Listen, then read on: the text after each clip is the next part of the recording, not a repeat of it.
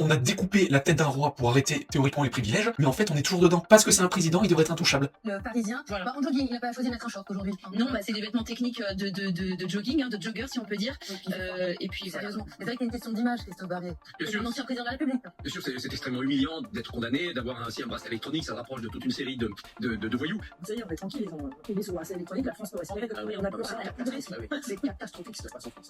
Les juges, ils ont des tableaux de chat. C'est moi qui fais tomber Sarkozy, c'est moi qui lui ai donné la première fois qu'un président a un bracelet. Le deux poids deux mesures, en quoi il représente un danger pour la société, Nicolas Sarkozy? L'influenceur algérien qui menace la France représente plus un danger pour le pays que Nicolas C'est un Sarkozy. ancien chef d'État, qu'est-ce que vous voulez qu'il fasse comme problème à la France? C'est vrai, c'est que ça donne l'image d'une justice complètement politisée et idéologisée. C'est-à-dire qu'on va protéger les ennemis de la République et ça, c'est un peu mal. Bon alors là on assiste à quelque chose de lunaire, hein. Je pense qu'ils ont des conflits d'intérêts directement avec Sarkozy, Cyril Hanouna et TPMP. Le mec a fait de la merde, il est même pas en prison, hein. Il a un traitement de faveur, hein. Donc effectivement c'est deux poids deux mesures par rapport aux gens lambda qui iraient en prison. Lui il fait son jogging dehors tranquille avec son bracelet et un garde du corps, mais on est en train de chialer parce qu'il a un bracelet au pied. Et on dit ah ouais mais c'était quand même un président, enfin, j'ai envie de dire, on a découpé la tête d'un roi pour arrêter théoriquement les privilèges, mais en fait on est toujours dedans. C'est-à-dire que parce que c'est un président, il devrait être intouchable. Il pourrait tuer des gens, violer des enfants et tout. C'est pas grave, il est président. Donc, bien sûr, il a pas fait des choses aussi atroces que ça.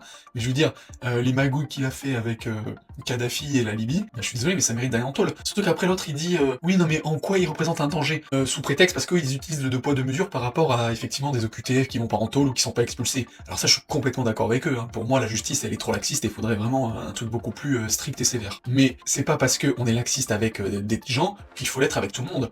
Et justement, là en l'occurrence, c'est très bien que Sarkozy, même si c'est un ancien président, qu'il se fasse condamner, même si il a des privilèges, à savoir juste le bracelet électronique. Ils sont en train de dire oui, il présente pas de danger à la France, mais il y a plein de gens en prison qui représentent pas de danger à la France. Des gens qui vont par exemple tuer d'autres gens par jalousie ou amour ou ce que vous voulez, leurs parents qui ont été maltraitants et tout. C'est ignoble et ils méritent quelque part d'aller en prison.